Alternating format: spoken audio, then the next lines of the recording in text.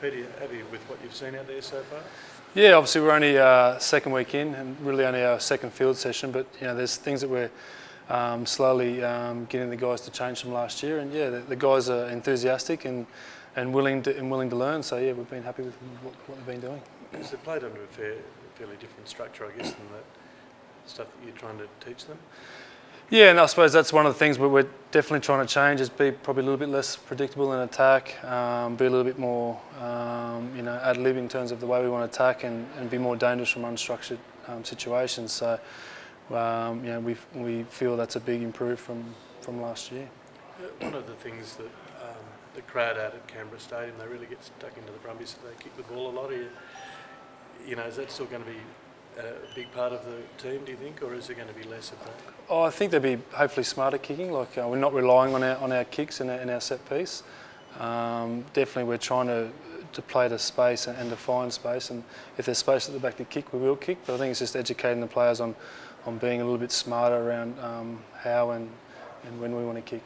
Because New Zealand teams kick as much as Australian teams, yet it doesn't seem to be as evident in the general play. No, and again, I think they kick very smartly. They kick. They all know when they're kicking, why they're kicking. So I think it's just a big part of our education this season is letting the players know when we want them to kick and why we want to kick, and in terms of what kick chase we're going to bring into it, and if we want to get the ball back from kicks, bringing attacking kicks into our game.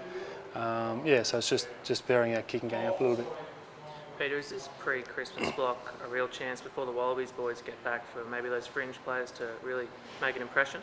Yeah, it sure is. As you say, the Wallaby guys are away, and obviously we've still got a couple of guys overseas as well. So yeah, it's everyone's working hard to be starting in that top 23 when we kick off against the Sunwolves. So it's exciting. As you say, we've got new players come in, and they're excited to put their best foot forward. Speaking of overseas blokes, have you been in contact with Christian or talking to his coaches, or just monitoring from afar? Yeah, monitoring from afar. Obviously he's pretty busy. He's got a lot going on over there with his own team. So, look, we're in constant contact with him. Dan's sort of giving him all the new information here that we're bringing in, and obviously David. I've spoken to David. We've actually played David when I was in Japan. It was the last game before I got back here. So, had a good chat with him there, and he's playing really well. So hopefully we'll get him back sooner rather than later. Christian's obviously an accomplished 10 and 12. What are your plans with him for next season, position-wise? Again, those positions are up for grabs. As you say, he can play both 10 and 12. We had some guys come in last year who got some really good experience in those positions when he wasn't there. So, look, we're going to play around a few combinations. We're not locking in again at the moment. So, as I said, these guys are here now, and they're putting their best foot forward. It's a really exciting time. When are Poey and Christian back? When in January, late or? Exact dates, mate. Not sure. Depends obviously how long Panasonic go with the Japanese top league, and then Christian's back. I think not long after early January. So it just depends on how their teams go. What was the attraction for you to come back down to Australia and back to the Brumbies? Well, there was a lot of attraction. Obviously, they've been a successful franchise over, the most successful Australian franchise since Super Rugby started. They've got a great group here, great playing group, great coaching group.